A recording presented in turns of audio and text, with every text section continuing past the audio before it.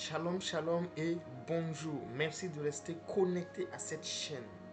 Aujourd'hui, nous commençons une série d'enseignements sur le protocole pour devenir spirituel. Nous allons voir en détail pourquoi est-ce que chacun de nous, que nous soyons de la race adamique, que nous soyons de la race du second Adam, qui est Jésus-Christ, comment nous pouvons devenir spirituels. La Bible nous dit qu'il y a trois types d'êtres. Il y a l'être adamique, qui est tous ceux qui sont nés de l'union d'un homme et d'une femme. Et il y a l'être spirituel, qui est tous ceux qui par la foi en Jésus-Christ reçoivent la vie éternelle et sont transformés à l'image de Dieu, participent à sa nature, donc deviennent enfants de Dieu. Donc ces êtres-là sont des êtres spirituels. Ils naissent spirituels. Et il y a la dernière catégorie, ceux qui sont entre les deux. L'homme provenant de la race adamique est appelé par la Bible l'homme animal, c'est-à-dire qui est contrôlé par ses sens, qui est dirigé par son corps, qui est dirigé par son âme, qui n'a aucune relation avec Dieu. Pourquoi? Dans Genèse 3, lorsque Adam, notre ancêtre, a péché, la Bible déclare dans le livre de Genèse 2, 17, il dit: si tu manges de ce fruit, certainement tu mourras. Donc quand Adam et Ève ont mangé du fruit, ils ont été dissociés de Dieu. C'est-à-dire que tout être spirituel est un être qui a une connexion avec Dieu, qui provient de Dieu. Il y a une partie de la divinité en cette personne. Lorsque Adam a désobéi, qu'est-ce qu'il a fait? Il a enlevé cette partie. Donc Dieu a rappelé son esprit qu'il avait mis en l'homme. Et donc l'homme qui restait sur la terre était privé de la gloire de Dieu. C'est-à-dire qu'il était privé de l'essence de Dieu, de la substance de Dieu. C'est pourquoi lorsque il a mangé la pomme avec sa femme, qu'est-ce qui s'est passé? Il a eu conscience qu'il était devenu nu. Ça veut dire que la gloire de Dieu qui était en lui a été ôtée. Et maintenant, il se rend compte de ses faiblesses. Et donc, à partir de ce jour, c'est son âme, c'est sa chair qui le conduit. Mais aujourd'hui, nous allons plonger dans la réalité de l'être adamique, selon la pensée de Dieu, selon la perspective de Dieu. Lorsqu'il le créait, quel type d'être est-ce que Dieu voyait? Nous allons voir l'homme adamique spirituel, le Adam spirituel, pour voir quelles sont ses facultés, quelle est la réalité qui émane de cet être. Lorsque Dieu avait un projet d'établir cet être, dont la Bible nous dit, dans Jean 4, 24, il dit quoi? Il dit: Dieu est esprit. Il dit: et il faut que ceux qui l'adorent, l'adorent en esprit et en vérité. Donc, Dieu étant esprit, crée des choses spirituelles, crée des êtres spirituels. Les anges sont des êtres spirituels. Ils ont des corps spirituels. La raison pour laquelle nous ne les apercevons pas, c'est parce que leur corps est spirituel. Mais ils ont une essence spirituelle.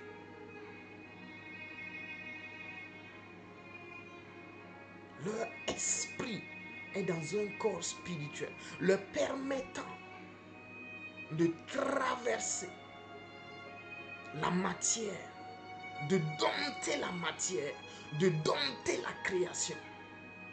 de dompter les forces terrestres. Dans Apocalypse, la Bible dit que l'ange mit un pied dans la mer et un pied sur la terre. Imaginons quel type d'être peut mettre un pied dans la mer. Quelle profondeur la mer. Plus de 5 kilomètres.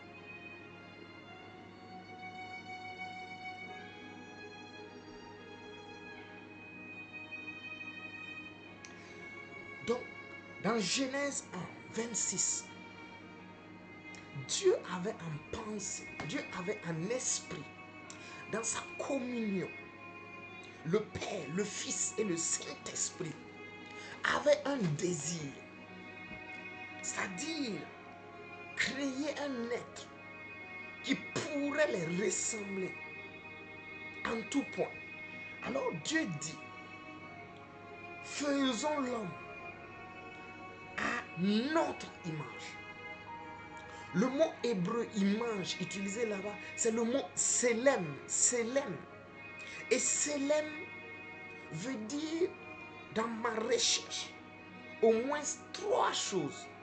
La première chose, ça veut dire représentation. C'est une représentation de Dieu. Dieu voulait un remplaçant. Quelqu'un qui allait le remplacer.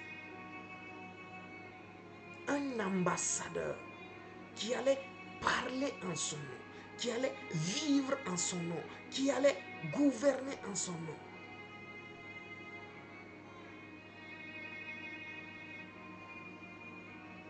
Un être qui devait le représenter. Le deuxième terme pour Selem, c'est un gestionnaire. Parce que Selem veut dire image, idole. C'est comme si Dieu se représentait une idole sur la terre, pas au ciel. Dieu voulait une idole sur la terre, à sa place. C'est-à-dire qu'avec la progression de la communion avec Dieu, l'homme devait parvenir à un état où tout ce qui est sur la terre doit l'adorer. C'était le plan parfait de Dieu. Et ce plan était progressif. Donc c'était un gestionnaire. C'est pourquoi il lui a dit, pour cultiver et pour garder le jardin. L'homme devait cultiver et garder la terre. Donc pour cela, Dieu l'amène d'abord au jardin d'Éden, qui est un pan spirituel du ciel. C'est une zone dans le ciel qui sert de lieu de formation, lieu d'entraînement, lieu d'édification des êtres créés par Dieu. C'est là-bas que Dieu les forme. Voilà pourquoi même dans Ézéchiel 28, Satan, Lucifer, était formé au jardin d'Éden. Et donc, il devait gérer. C'était un gestionnaire.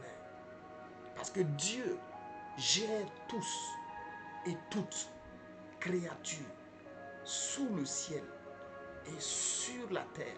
Et sous la terre, dans l'univers, c'est un gestionnaire. Le troisième terme, ou la troisième connotation qu'on peut retirer du mot selem ou image, c'est l'honneur, le respect. De la même manière que nous adorons Dieu, Dieu voulait que l'homme sur la terre soit un être digne d'honneur, digne de respect, en totale adéquation avec lui-même. Donc, suivons la lecture. Donc, selon notre ressemblance. La ressemblance, c'est le fonctionnement. L'image, c'est la représentation. La réalité. Mais la ressemblance, c'est le fonctionnement. Et dans ce terme ressemblance, qui veut dire en hébreu, démout, il y a également 3 ou 4 connotations que j'ai retirées de ce mot. Parce que ce mot veut dire forme, ça veut dire modèle. C'est comme si on disait une série de des voitures qui se ressemblent, des avions qui se ressemblent. Ce sont des modèles. Et c'est surtout au niveau de la forme. Et la première chose, c'est l'essence spirituelle. La matière par laquelle Dieu a créé l'homme. C'est en 3 entités. Le seul être actuellement à avoir la possibilité d'être créé en 3 entités distinctes pouvant se fusionner, c'est Dieu et c'est l'homme.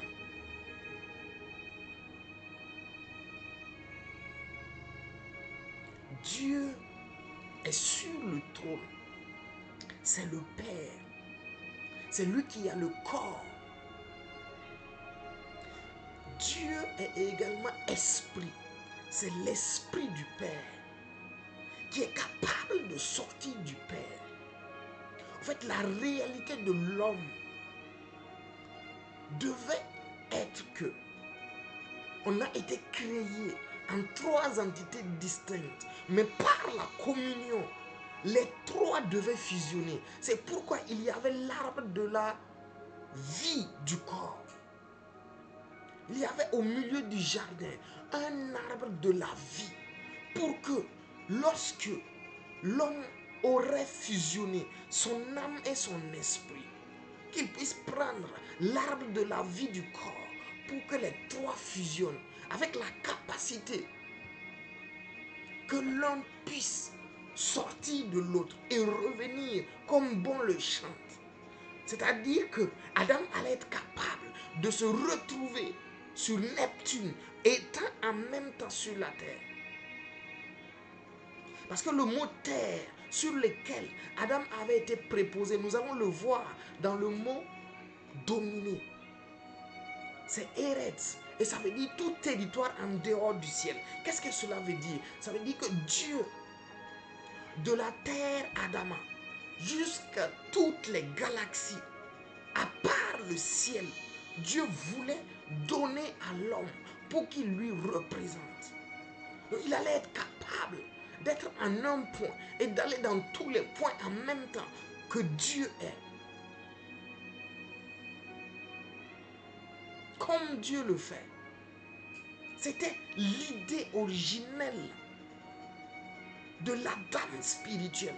L'Adam spirituel n'était pas n'importe quelle créature. C'était pas n'importe quelle création. C'est pourquoi, quand le psalmiste regarde, il dit, oh Dieu, qui est l'homme pour que tu prennes soin de lui? C'est parce que dans le cœur de Dieu, c'est Adam qui l'a créé, cet être qui l'a créé, avait le potentiel de devenir comme lui. Et c'est pourquoi il dit, j'avais dit, vous êtes des dieux, mais vous mourrez comme des princes quelconques. Pourquoi? Parce que vous ne savez pas. Adam ignorait cette réalité. C'est pourquoi quand Satan est venu, il s'est basé sur cette ignorance pour le perdre. Donc l'Adam spirituel, un être tripartite, 3 entités, esprit, âme et corps, de la même manière que Dieu, du même caractère, de la même ressemblance que Dieu. La deuxième connotation, c'est le caractère d'amour. Dieu est amour. Ainsi, L'être qui avait été créé pour représenter Dieu dans l'amour. Gérer la terre, la ressemblance de Dieu passe par l'amour. Parce que Dieu est amour. Car Dieu a tant aimé le monde qu'il a donné son Fils unique afin que quiconque croit ait la vie éternelle. C'est un cœur d'amour manifestant des œuvres d'amour. C'est pourquoi la Bible dit que le fruit de l'esprit, c'est l'amour. Tout ce qui résume le caractère spirituel de Dieu, l'amour. Donc, sa ressemblance. Dans sa ressemblance, il y a sa consécration. Adam avait été créé pour être un être mis à part, saint, séparé de la création. Dieu l'a séparé de la création. Aucun autre être n'avait été créé en trois entités distinctes. Non. Les anges ont au maximum deux entités. Un corps spirituel et un esprit. Adam était le seul être qui avait été créé en trois entités distinctes. Donc, à l'image de Dieu, à la ressemblance de Dieu.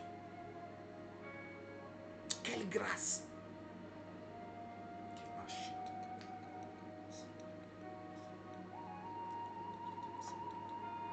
La quatrième connotation du mot modèle, du mot ressemblance, du mot forme, c'est les aptitudes. Tel il est, tel était Adam. Il avait l'aptitude de juger comme bon lui semble.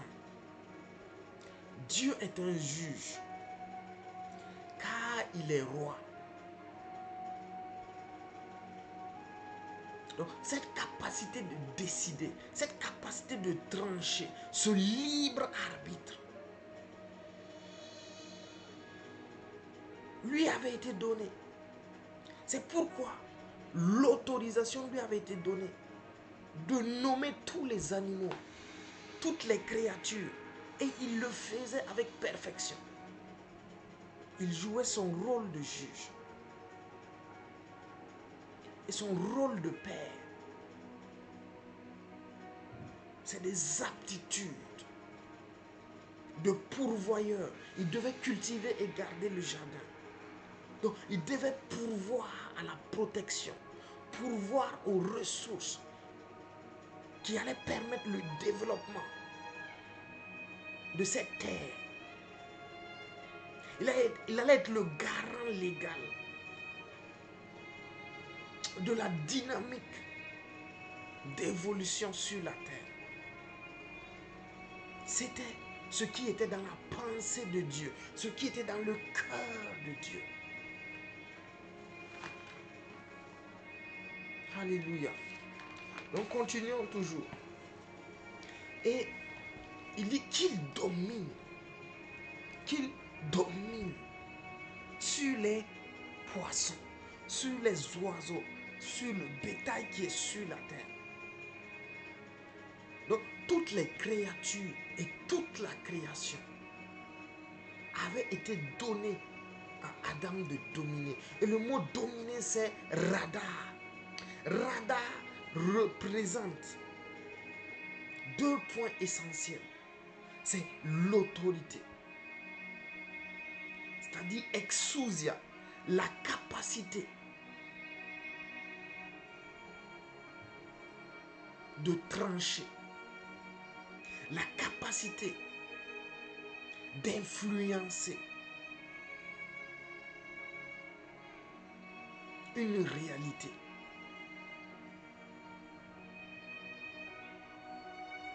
Donc, par sa parole, Adam avait été créé pour diriger.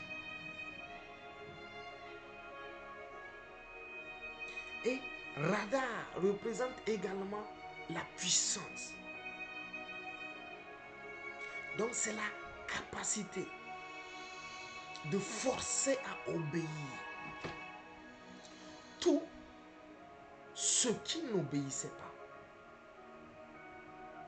C'est la capacité de fouler aux pieds, de soumettre de force, de rendre esclave, s'il le faut, toute créature, animale, végétale, marin, sur la terre.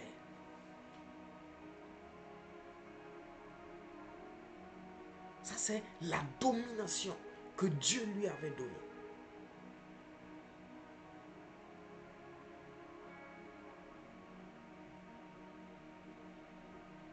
C'est pourquoi les hommes pêchent, les poissons sont soumis. Les hommes ont créé des inventions capables de soumettre toutes les créatures. Et actuellement, nous sommes en train de vouloir aller au-delà de la terre.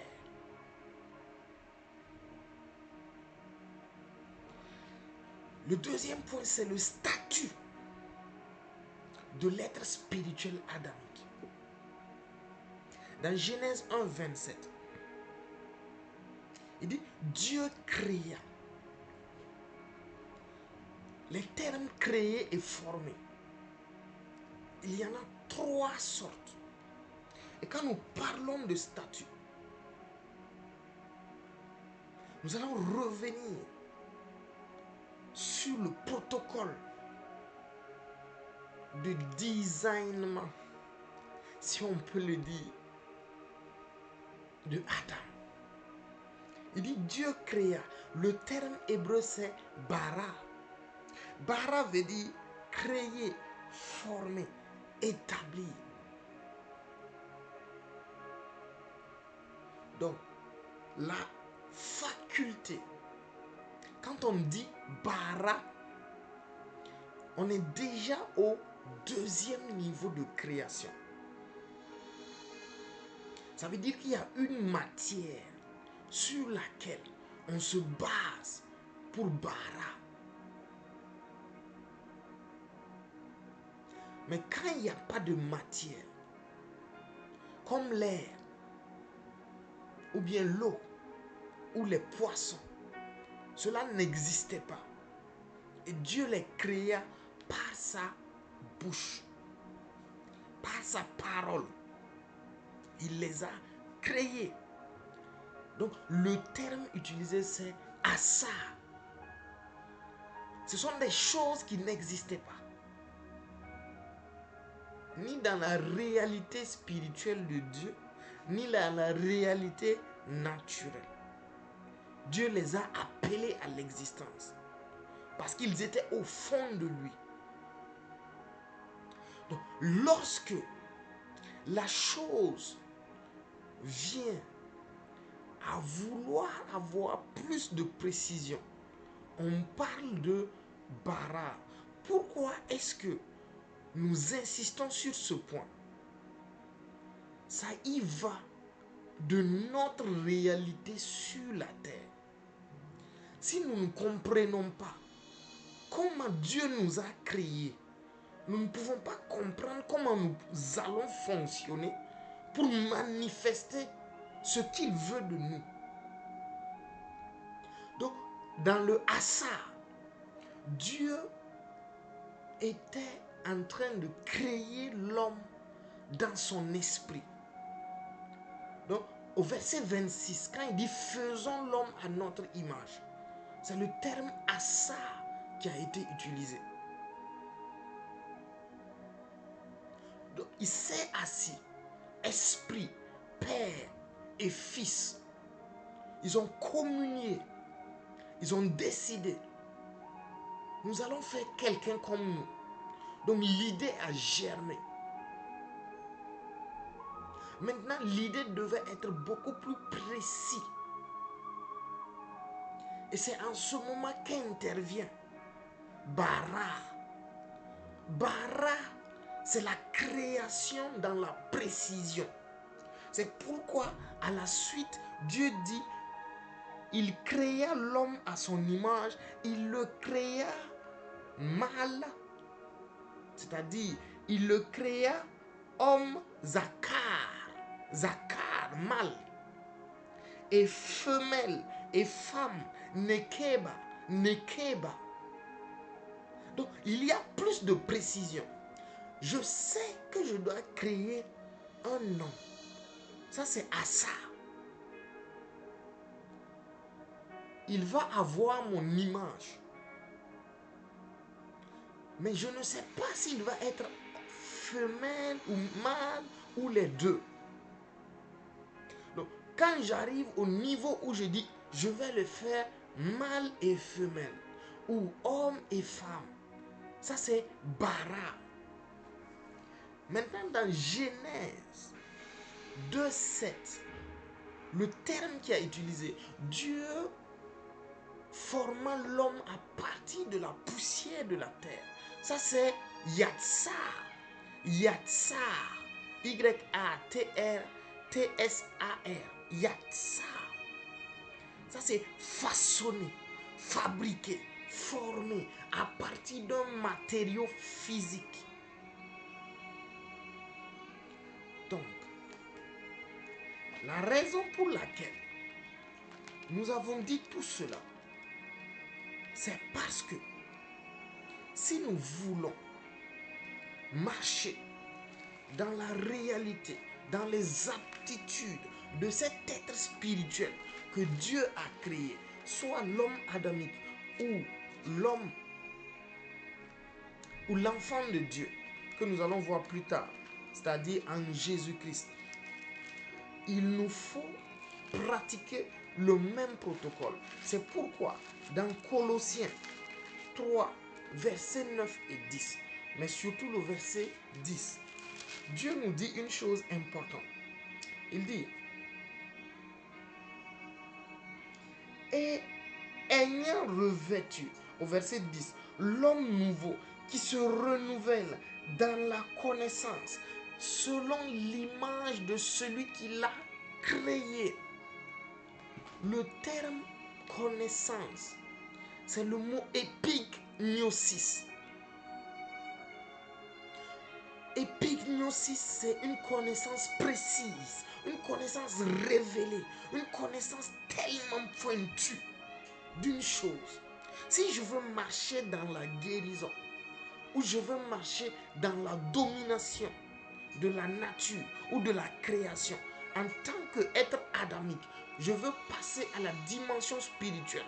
Dieu dit dans le protocole de création de l'homme, il y a cette histoire de Bara et de Yatsar. Il faut aller dans des précisions infimes. Il faut que j'ai toute la connaissance sur un sujet si je veux fonctionner dans le domaine. C'est pourquoi l'homme involontairement, depuis toujours, a mis en pratique cette réalité en faisant quoi? En créant des formations. Tu n'étais pas médecin, mais après 8 ans d'études, tu sors avec la connaissance. Et cette connaissance te donne l'aptitude à exercer. Tu deviens médecin. Donc, tu n'es pas devenu médecin à cause de tes compétences passées, mais c'est des compétences acquises, pointues sur le domaine qui t'ont permis de devenir celui que tu es. C'est pourquoi, lorsque nous disons que tu peux vivre en étant sauvé éternellement, c'est-à-dire depuis le jour où tu donnes ta vie à Jésus, tu peux aller dans cette conscience de ton salut éternel. C'est-à-dire ne plus avoir de remords, ne plus avoir cette culpabilité qui peut t'empêcher de voir Dieu. Pourquoi? Parce que c'est Jésus qui a payé ces choses à ta place. Mais il faut que tu parviennes à toute la connaissance précise sur le sujet. Sinon, tu ne peux pas y entrer. Est-ce qu'on se comprend maintenant? Donc, les termes que Dieu a utilisés dans la formation de l'homme ne sont pas vains. C'est pour dire que nous ne pouvons pas pratiquer quelque chose que notre âme n'a pas connaissance sur le plan précis et sur le plan révélationnel.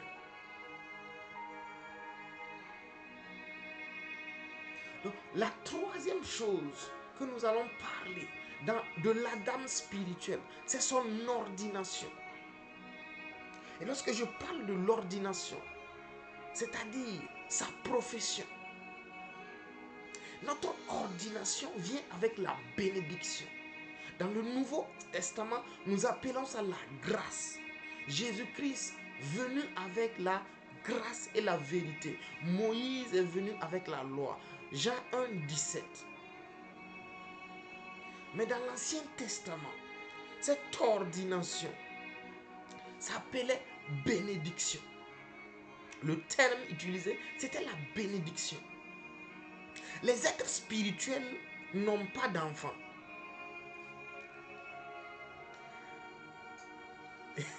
Les êtres spirituels ne font pas d'enfants.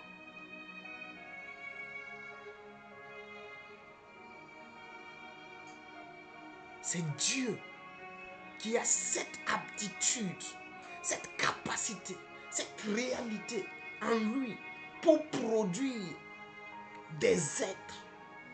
Donc tous les êtres créés lui doivent réalité. C'est-à-dire que sans Dieu, personne ne peut exister.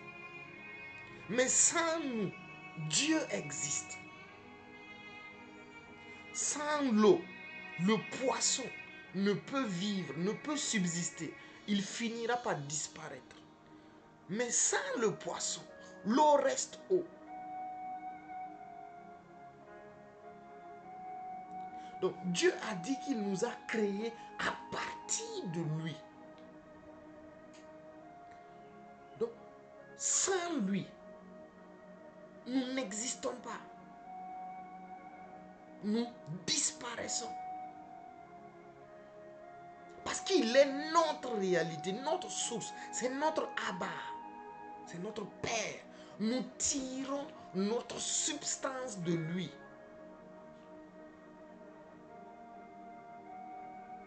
Donc dans le monde spirituel, tous les êtres spirituels ont été créés par Dieu.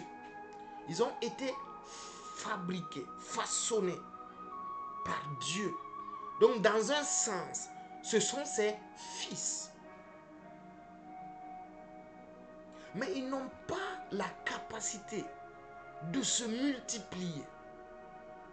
Dieu seul a la capacité de multiplier quelque chose. C'est pourquoi il faut la bénédiction. Malgré tout ce que Dieu a donné à l'homme, c'est la bénédiction qui permet à l'être spirituel adamique de se reproduire sur la terre. Sans cette bénédiction, l'homme n'allait pas être un être capable de se reproduire. Donc ça, c'est l'ordination. Et c'est un facteur important. Pourquoi? Parce que ça nous ouvre la conscience à la capacité que Dieu nous a donnée dans la race adamique. Donc Genèse 1, 28, la Bible dit, Dieu les bénit. Et le terme utilisé c'est barak. Barak, ça veut dire féliciter, honorer, adorer, saluer, se mettre à genoux. Il dit 1, la fécondité. Soyez féconds. Et le terme fécond c'est para, qui veut dire prospérer.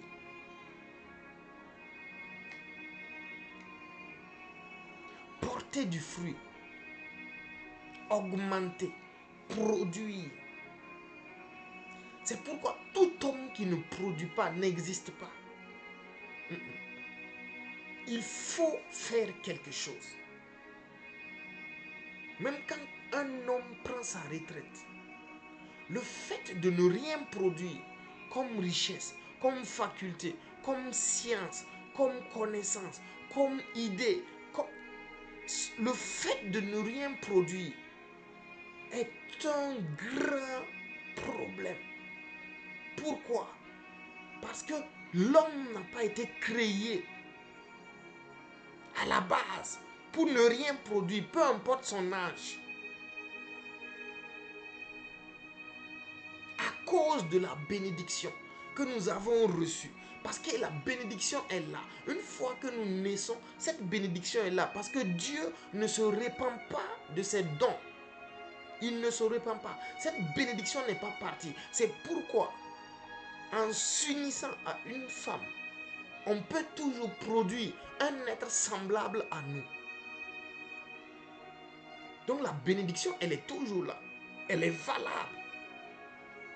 Et elle n'est pas valable seulement sur le plan charnel. Aujourd'hui, lorsqu'on parle de fécondité, on voit plus l'aspect charnel.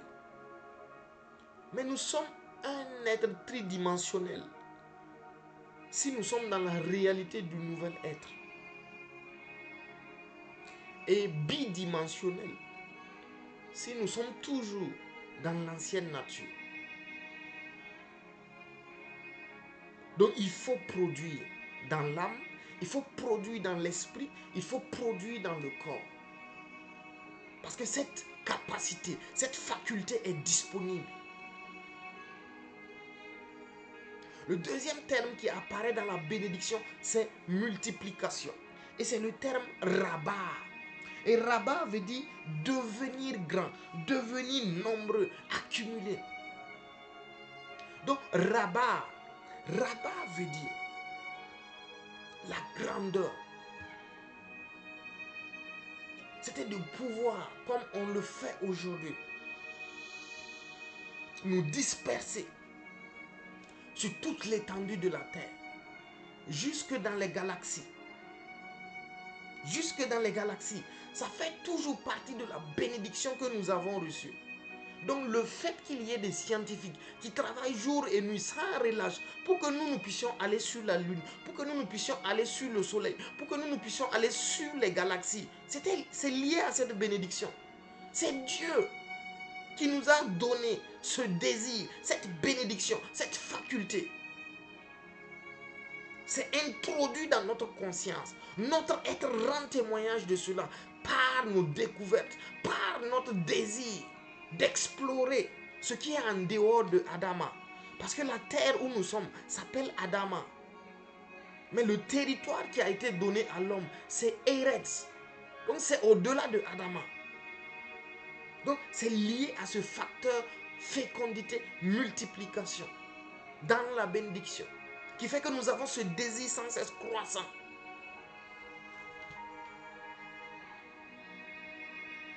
Et il y a un terme qui apparaît dans le rabat, c'est le temps. Dieu ne s'attendait pas à ce que l'homme meure. Il ne nous avait pas créés pour que nous périssions. C'est notre désobéissance qui a amené à la mort. Donc il souhaitait, dans ce terme rabat, que nous vivions longtemps, comme lui. Il nous a bénis de la longévité. Le troisième terme de la bénédiction, c'est remplissez. Et remplissez, c'est maléou. Maléou. Et maléou veut dire remplir, être plein, regorger la terre. C'est ici qu'intervient la multiplication charnelle. C'est-à-dire achever, compléter. Compléter les vides qui sont sur la terre. De la même manière, Dieu a dit aux Israélites, je vous donne Canaan, mais je ne vais pas les chasser du coup. Parce que si je les chasse du coup, les hommes seront remplacés par des bêtes sauvages et ils vont venir vous dévorer. Je vais laisser quelques hommes. Parce que le territoire était vaste. Mais vous, vous n'étiez pas assez nombreux. Parce que plus de 2 millions ont péri dans le désert à cause de la désobéissance aux voix du Seigneur. Donc, ils n'étaient plus nombreux pour peupler Canaan. Et c'est pourquoi tous les peuples n'ont pas été chassés. De la même manière, Dieu dit dans sa bénédiction, il y a le maléou, c'est-à-dire compléter les parties vides. Et la quatrième chose dans la bénédiction, c'est le kabash, c'est-à-dire assujettissez par la force sur le faux, rendez esclave, mettez sous les pieds, subjuguez, gardez sous, amenez en servitude. Et donc cela concernait tout ce qui était sur la terre.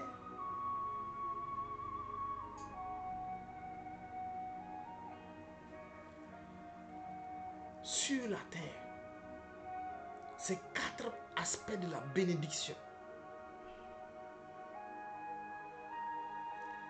devraient caractériser l'Adam spirituel. Mais aujourd'hui, même les animaux nous dominent. Un moustique pique un être humain, il tombe malade et il meurt. Qui domine qui? Parce que nous sommes devenus poussière par la désobéissance. C'est pourquoi chaque être humain a besoin de Jésus. Sans Jésus, on ne peut pas être restauré dans notre réalité spirituelle. C'est impossible. Sans Jésus, Dieu ne peut plus revenir en nous. Parce qu'il a quitté dans Genèse 6, verset 4. Il dit, mon esprit ne restera pas à toujours dans l'homme. Donc, l'homme, après la désobéissance, n'était plus un être spirituel. C'était un homme animal. Comme 1 Corinthiens 3 le dit. Qui est sujet à la domination animale. L'homme qui représentait Dieu et après la désobéissance descend au plus bas de l'échelle et même est piétiné par les animaux qu'il a autrefois commandés. C'est pour dire dans quel piteux état on était avant que Jésus vienne mourir sur la croix. On était dans un piteux état. C'était désastreux. On marche. On pensait que nous étions quelque chose. Mais nous n'étions rien, poussière. Dominés par les animaux. Un lion vient. Il nous fait peur. On est capable de courir pour sauver notre vie. Dominé. Dominé. Une chauve-souris nous donne une maladie qui est capable de nous tuer. Ebola.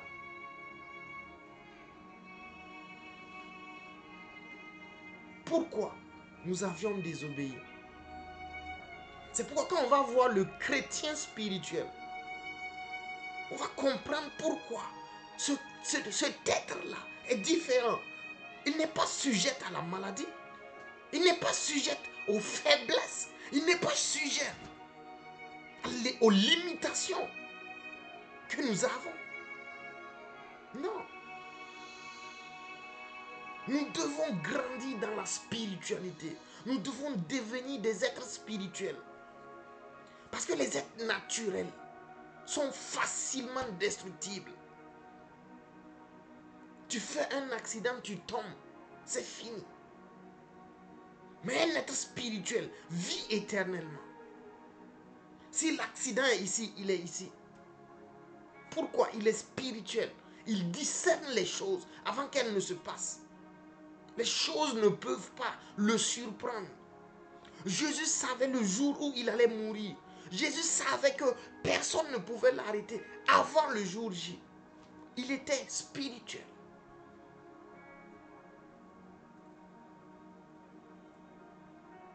Pierre et Jean ont prêché. Ils ont guéri un boiteux. On les a attrapés. On les a mis en prison. On les a frappés. Le lendemain matin, l'ange les a libérés. Ils sont allés au temple. Ils étaient en train de prêcher. On est venu encore les attraper. Dans Acte 4, verset 16. Il dit, jugez s'il est bon que nous obéissons à Dieu qu'aux hommes. S'il est bon que nous obéissons aux hommes plutôt qu'à Dieu. Quelle mentalité! Il savait que la mort n'existait plus dans le règne spirituel. Il savait que même si leur corps était crucifié, ils allaient vivre éternellement. Parce que Jésus les a promis. Il a dit dans Jean 11, je suis la résurrection et la vie. Celui qui croit en moi, même si il meurt, vivra. Vivra. Devenons spirituels. Devenons spirituels. Et sortons de ces humiliations que les circonstances, les tribulations, les maladies, les démons nous affligent. Donc, le cinquième facteur dans la bénédiction, c'est la domination. Et c'est le terme radar, comme on l'avait déjà vu. Donc, c'est gouverner, traiter, régner en souverain, triompher, surveiller, prendre, dévorer. Et lorsque Dieu utilisait sur le mot radar, pour ce qui concerne dans la bénédiction, il disait sur les poissons de la mer, sur les oiseaux du ciel et sur tout animal qui se meut sur la terre.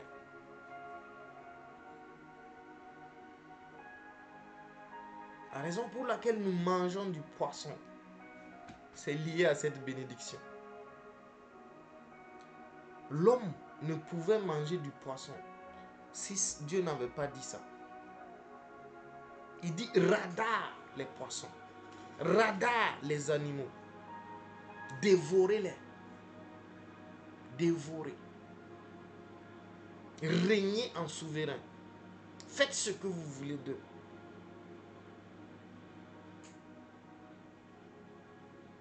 Donc la prochaine fois qu'un chat te fait peur, pense à ça.